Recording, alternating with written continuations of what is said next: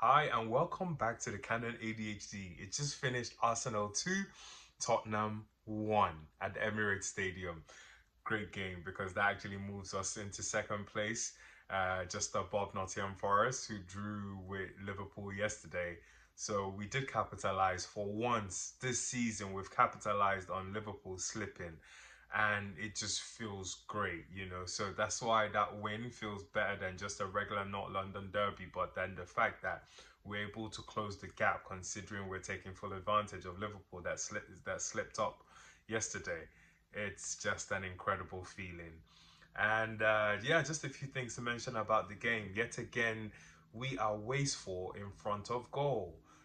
Because there were so many chances. Miles Lewis Kelly, who gets a shout for probably contender for man of the match, put a great ball through, and just Raheem Sterling. My God, like what was up with him today? He missed that chance. Kai Havertz missed his chance, and then Martin Odegaard, oh my God, missed an earlier chance as much as he's going to miss other chances in the game. Yeah, it was. It was. We are not converting, and we should consider ourselves somewhat lucky today because we're just 2-1 up and missing chances. If all they just need to do is just call one of their chances, and then we'll be holding our heads in our hands again, just wondering how that happened. So something for the club, to take a look at and just understand that we need more clinical, you know, uh, finishers in the club. Just put the game to bed and we move on to the next one. It's easier to put a game to bed by scoring 3, 4 goals, in games like this, and then you just rest the legs for the next game because we've got a difficult game coming up over the weekend, Aston Villa, and it's an early game, it's a Saturday game at 12:30. So yeah, the boys are going to need to get as much rest as they can. So it's just that thing we're talking about again, just being kind of wasteful in front of goal. Arsenal, Arteta need to address this as soon as possible. Yeah, Thomas Partey, uh, kind of at fault with the first goal. Have to mention that as much as he ended up having just about an average game, so he did play his part in the second goal that we scored. But it's worth mentioning that it seems he's lost his legs. So I won't be surprised if Arsenal doesn't give him a new contract. Possibly why they've already made a move for Zubimendi right now. I think Partey and Jorginho probably won't get their contracts renewed. So, it's just something to mention because Partey today, at some stages, he looked done and he could have cost us because it was that, him not covering the length of the pitch to be able to close Sar down that led to the corner kick that kind of led to their goal.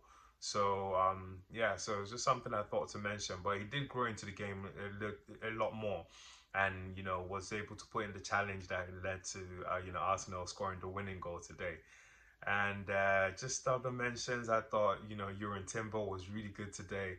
Just he needs Ben White to get back on the bench to support him through his full season, through, especially coming off a knee injury like the one he had. So I feel Ben White couldn't come back any sooner. And I'm really looking forward to Ben White back in the team. Saliba was really good, strong, but then let's talk about the Big Gabi because today should be the Big Gabi show. Today was the big. All we saw today was just Gabriel Magalhaes just bossing things and just getting us a win, getting us through, through over the line. And he's similar to what he was able to do at Manchester City earlier on in the season. And it's just something I I just adore the guy, man, because he's just he's all heart for Arsenal, and you can see that, and he's just like us because he's the one that keeps driving the team forward, trying to get something out of every game. He's the one who's always vexed whenever we score or we concede goals. So so yeah, Big Gabi, man, I'm lost for words because I really wanted to sing so much praise for him right now. But yeah, he did really well. My man of the match, and probably going to be the man of the match for the game because he just put in some incredible blocks today. All the tackles he put in, he just never really let anyone settle. And he's the one that scores the equalizing goal, and it's just beautiful how that ball just right over the top, like a heat-seeking missile, straight to his head, and he just punches it home. Even though it gets a deflection and is given as an own goal, I'll give that as a Gabriel goal because that's what gets us back into the game.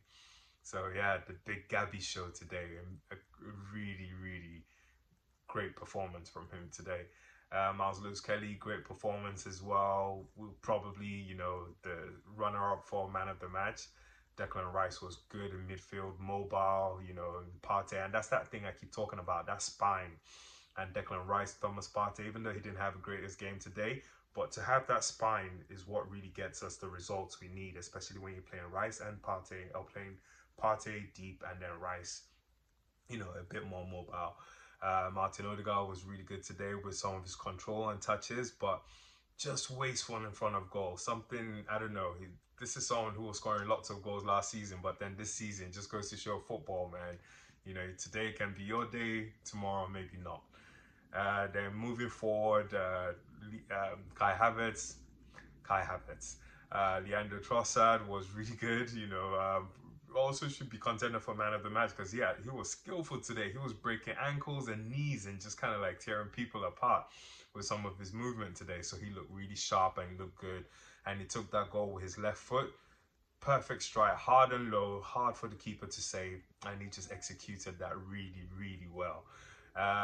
Then Raheem Sterling, my goodness. Raheem Sterling, we should just cut that man's loan short. I see it. I wonder how many the rest of us that also saw it as well today.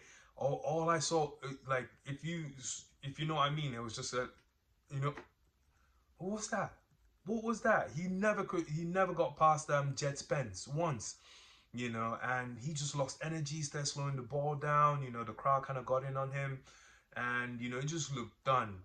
And for me, it just made sense why Teta hasn't played him, and why at Chelsea they just told him you have no future at this club, basically, in a nutshell. So yeah, I think we should cut that loan spell short.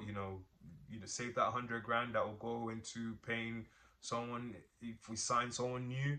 So yeah, man, Raheem Sterling. I'm sorry, but yeah, it was a PR move and we all bought it. So I think it's worked for its duration. So if the club is smart, they should just kind of like, do the needful at this point. Yeah, and then David Raya saved us, man. Raya also contender for man of the match as well, but it has to go to Gabriel. Raya saved us. He made so many incredible saves today, and redeemed himself for not saving one penalty in the game against Manchester United in the FA Cup. So yeah, thoughts on the game. That's it. Substitutions. Tierney put in one quality ball, but kind of faded throughout the game. Zinchenko, yeah, man's 1 foot out the door anyway, and who else kind of came on? Marino, it was all right, short things up until the game was over. And yeah, that's it really. But yeah, I really love Miles Lewis Kelly's energy, trying to get the crowd going. So yeah, that's the last thing I'm going to finish up on. If you are blessed and you have the privilege, opportunity to get to the Emirates Stadium to support Arsenal, to support your football club, to support our football club, please, I am begging you, have a bit more voice in there. Make that place a fortress for Arsenal. Make it uninhabitable, I believe that's the word, for any other team that's trying to come in there and think they can run things, would drown out their crowd. I'll be in there every day with a drum, every game. I don't care. Even if it's a community shield, a kickabout, I don't care. I'm going in there with a drum, and just kind of like setting the place, setting the tone. It just felt flat at some point, and I can understand some of the players trying to like get the crowd going. That's just my one ask. Please, if you watch this video and you have the privilege of going to the Emirates Stadium, please make some noise for me, because I'll be in there. I'll be loud. I tell you, I'll be loud. I'll be in there with a drum. I'll be loud, cantankerous almost, just towards the other fans, and that plays a big part in the psyche of the players and the opponents as well, because it gives us a lot of energy, and impetus to go and try and win the game.